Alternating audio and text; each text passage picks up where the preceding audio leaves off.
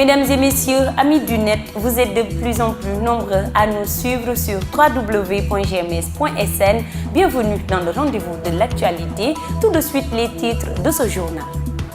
Le processus de paix en Casamance occupe l'essentiel de ce journal. L'échec des mécanismes de résolution de conflits incite à un changement de méthode et à l'invocation du cousinage à plaisanterie, par exemple, pour mettre un terme à un conflit long, agaçant, harassant et sans base stratégique.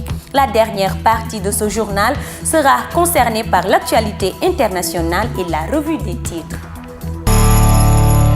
Nous sommes le vendredi 13 mai 2016, bienvenue dans cette édition. Le conflit trentenaire de la Casamance connaît aujourd'hui une période de ni paix ni guerre. Monsieur Noississé, qui prenait part à un panel dans un hôtel de la place, a saisi l'occasion pour tirer sur la sonnette d'alarme pour l'implication des populations dans le processus de paix en Casamance. Nous l'écoutons au micro de Binta Diatta. Observez bien, n'allons pas loin, mais regardons dans la sous-région ouest-africaine. L'espace CEDEAO. Les conflits qui ont eu lieu dans l'espace CEDEAO sont des conflits qui, pour la plupart, n'ont pas duré plus de 10 ans, 15 ans.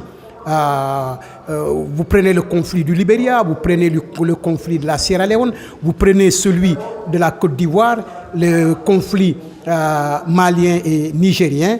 Ce sont effectivement des conflits qui ont lieu, mais qui ont vu immédiatement la présence de partenaires au développement, des Occidentaux de manière générale. Je considère que c'est parce que ces conflits-là sont généralement des conflits qui ont lieu dans des pays où il y a des ressources stratégiques extrêmement importantes qui intéressent justement les grandes puissances.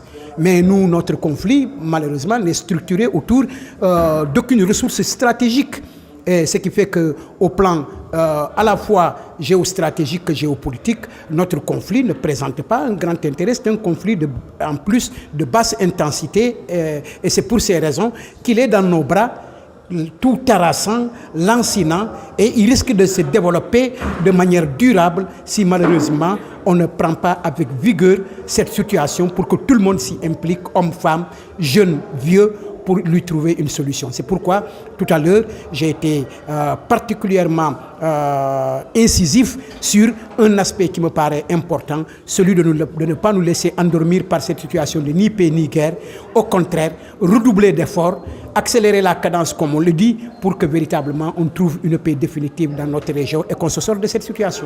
Les méthodes classiques de résolution du conflit en Casamance n'ont pas eu les résultats escomptés. Il est donc opportun de faire appel à certains mécanismes traditionnels dans la recherche d'une paix définitive dans la partie sud du pays. Le cousinage à plaisanterie vient en pôle position pour accéder à une paix définitive. Suivons à ce propos Dr Bonouatine, sociologue. Il est au micro de GMS. Les différentes associations CRR ici en Casamance sont en train de faire un travail colossal qui est arrivé aujourd'hui donc à maturité et qui vaut la participation de ces associations-là dans différents panels, dans différentes manifestations, dans différentes conférences et colloques qui sont organisés autour de la problématique de la paix en Casamance. Alors dans le cadre de cette communication aujourd'hui ici pour parler du cousinage à plaisanterie, nous avons montré véritablement quel était le lien historique, d'abord dans un premier temps, qui unissait les deux ethnies, à savoir, ou voire trois ethnies, puisqu'il y a les Pulaars, donc les Diola et les Sérères. D'abord un lien historique, ensuite un lien selon la légende, d'accord, qui ferait que Agen se dirigerait vers le sud, d'accord, suite au chavirement donc de leur pirogue, et l'autre, sa sœur jumelle Djambogne, donc se dirigerait plutôt dans le delta du Saloum.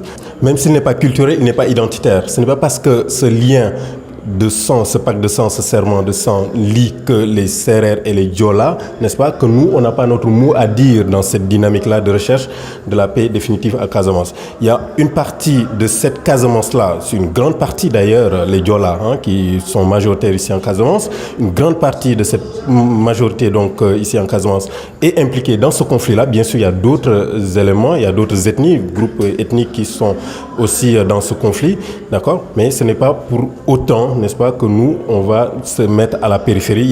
Le 11 mai est célébré la mort du King Bob Marley. Le ballet africain a également choisi cette date pour lancer les festivités de la 12e édition de son festival. Un événement qui est aussi un prétexte pour promouvoir la culture casamançaise. Reportage Binta Diatta.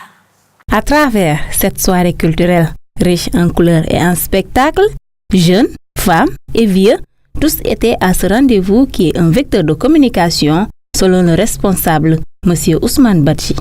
La culture est un vecteur de développement et de patriotisme. C'est pourquoi nous remercions énormément tous les acteurs locaux qui sont là pour aider le ballet africain à mener vraiment les politiques de développement, parce que la culture actuellement elle s'exporte. Cet événement qui coïncide avec la commémoration de la mort de Bob Marley était une occasion pour les adeptes du rastafarisme de marquer leur empreinte. Bob Marley, c'est quelqu'un qui aime la rasta. En plus, il est solidaire. À travers ses chansons même. One love, let's get together, right? Feel alright. One love, one heart, let's get together, feel alright. Ce festival culturel a été un moment de partage et de symbiose pour les organisateurs. Ces derniers n'excluent pas d'organiser un plateau international dans le futur. Nous prenons l'envol pour l'actualité internationale. Le président par intérim Michel Temer s'est installé dès ce jeudi au Planalto, le palais présidentiel, au soir même de la mise à l'écart de Dilma Rousseff pour 180 jours. À l'issue de la nomination officielle de son gouvernement, l'ex-vice-président, encore plus impopulaire que sa prédécesseur, a dessiné les grandes lignes de sa future politique. Mettant un terme aux rumeurs propagées par le camp de Dilma Rousseff, Michel Temer a assuré qu'il ne mettrait pas fin aux programmes sociaux mis en place par le président Lula, qui ont permis à près de 40 millions de Brésiliens de sortir de la pauvreté. Il a insisté sur la nécessaire réconciliation politique et le besoin urgent de restaurer la confiance des marchés dans le Brésil afin de sortir le pays de la récession.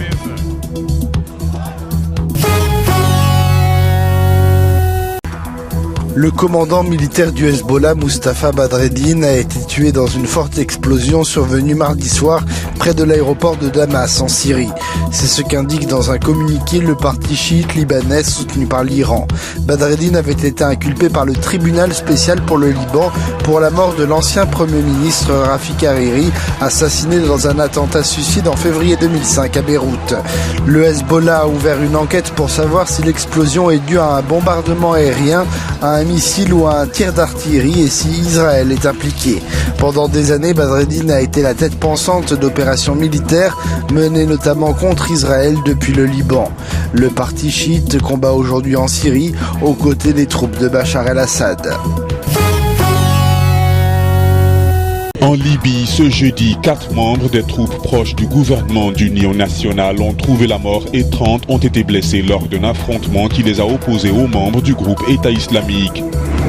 Le combat s'est déroulé près de la ville de Misrata à l'ouest du pays.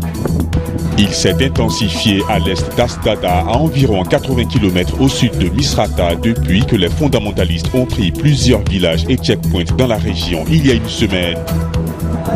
Le gouvernement d'unité nationale dirigé par le Premier ministre Fayez El-Sarraj peine à asseoir son autorité au-delà de sa nouvelle base de Tripoli. La revue des titres porte la signature de Moussou Djedjou. Bonjour à tous et merci de nous rester fidèles pour la revue des titres de ce vendredi 13 mai 2016. Sud Quotidien titre à sa une: blocage des négociations entre le Sénégal et la Gambie, le lieu divise. Crise de la transgambienne, la gauche dit non à toute forme de blocus. Incivisme fiscal des députés, guerre larvée entre Moustapha Diakhaté et Ousmane Sonko. À la une du Populaire, diagnostic de la SICODEV sur le système de santé au Sénégal, drôle de maladie des hôpitaux. Mauvais accueil, comportement inapproprié du personnel, insalubrité. Discussion entre Dakar et Banjul sur le blocus de la transgambienne, pourquoi ça coince toujours? L'adjoint du directeur de l'école Les Martyrs de Thiaroye risque 10 ans de prison. L'enseignant abusé d'une élève dans sa classe. Monsieur Khan passait à l'acte sur une natte avant d'offrir entre 200 et 500 francs à la gamine. Programme Sohali Sénégal du Grand Parti, Gakou veut en finir avec la fatalité d'un pays condamné à la misère. Affaiblissement de la croissance en Afrique subsaharienne, le Sénégal cité par le FMI parmi les pays qui s'en sortent. Recasement de déguerpis de Tabago, Ngor sur le pied de guerre pour dire non. Stade, le quotidien du sport titre à sa une, Moussa Sow écarté de la sélection. Ça me fait extrêmement mal. Depuis un an, Moussa Sow n'a pas été appelé en équipe nationale, ce que l'attaquant de l'Ahli des Émirats Arabes Unis vit très mal. Burundi-Sénégal du 4 juin, Youssouf Sabali dans la tanière. Coupe du Sénégal 8e de finale, Gorée ouvre la succession de Génération Foot. Basket national 1 masculin play-off, Douane et Saint-Louis Basket Club à une victoire des demi-finales. Nous terminons avec la une de Sunulamb. Battu par Balla Gaye 2 et Bombardier, opération rachat pour Yekini et Modlo. Étranglés par des dettes, éventuelle retraite de l'arène, les promoteurs télé au bord du chaos. Valdo, Garga 2 ce vendredi, une finale de rêve. Rocky Balboa, premier lutteur à traduire le CNG en justice, plainte inédite depuis 1994. 10e édition Tolak, une défaite en 37 combats, le parcours incroyable des Lions. C'est tout pour la revue des titres parvenus à la rédaction du groupe Média du Sud. Merci de nous avoir suivis, chers internautes. Quant à moi, je vous donne rendez-vous demain. Au revoir. Mesdames et messieurs, amis du net, cette édition est à présent terminée. Merci de l'avoir suivi. Rendez-vous est pris la semaine prochaine pour d'autres découvertes sur l'actualité à Ziguinchor et à travers le monde. Pour ce week-end, GMS vous offre une palette de programmes sur son site www.gms.sn. N'oubliez pas, la vie est un combat et chaque jour est une bataille.